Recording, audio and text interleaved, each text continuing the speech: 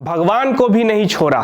थावे वाली मां के दरबार में 51 लाख के मुकुट की चोरी, आस्था, कर और इंसानियत पे बड़ा सवाल उठता है। नमस्कार, आप देखना शुरू कर चुके हैं पब्लिक संपर्क और मैं हूं आपके साथ चंदन प्रताप सिंह। थावे गोपालगंज से आई ये खबर सिर्फ एक मंदिर में हुई चोरी की नहीं है, बल्कि यह उस दौर का आईना है जहां आस्था, व्यवस्था और इंसानियत तीनों कटघरे में खड़े दिखाई देते हैं। जिस थावे वाली मां के दरबार में श्रद्धालु सिर झुकाकर अपनी मनोकामनाएं रखते हैं, उसी दरबार से चोरों ने 51 लाख रुपए का मुकुट उड़ा लिया। मंदिर का लॉकर तोड़ा गया, दान पेटी गायब कर दी गई और पीछे छोड़ दिया गया सिर्फ सन्नाटा, सवाल और आहत।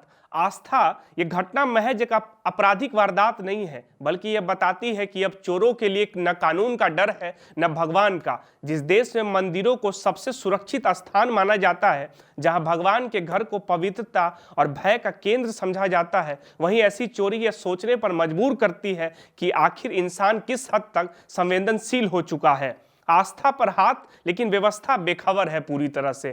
थावे मंदिर बिहार ही नहीं, पूरे पूर्वांचल में आस्था का बड़ा केंद्र है। यहाँ हर दिन हजारों श्रद्धालु आते हैं, करोड़ों रुपए का चढ़ावा चढ़ता है। सोने चांदी के आभूषण और कीमती मुकुट मंदिर प्रशासन की देख रेख में रखे जाते हैं। सवाल यह है कि इतनी बड़ी चोरी बिना किसी अंदरूनी जानकारी के कैसे संभव है? क्या सुरक्षा के इंतजाम सिर्फ कागजों पे थे? क्या सीसीटीवी कैमरे केवल औपचारिक भर लगाए गए हैं?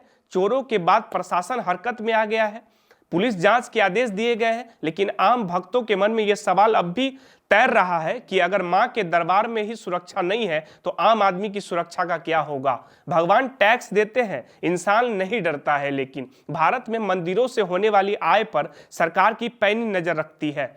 दान, चढ़ावा, आभूषण सबका हिसाब मांगा जाता है। कई राज्यों में मंदिरों की आमदनी पर सरकार का नियंत्रण है, यानी भगवान के नाम पर चढ़ाए गए पैसों पर टैक्स, ऑडिट और नियम कानून लागू होते हैं। लेकिन विडंबना देखिए कि जिस मुकुट की कीमत 51 लाख बताई जा रही है, वो टैक्स के दायरे में तो आता है, मगर उसकी सुरक्षा व्यवस्था मानो भगवान भरोसे छोड़ दी गई हो।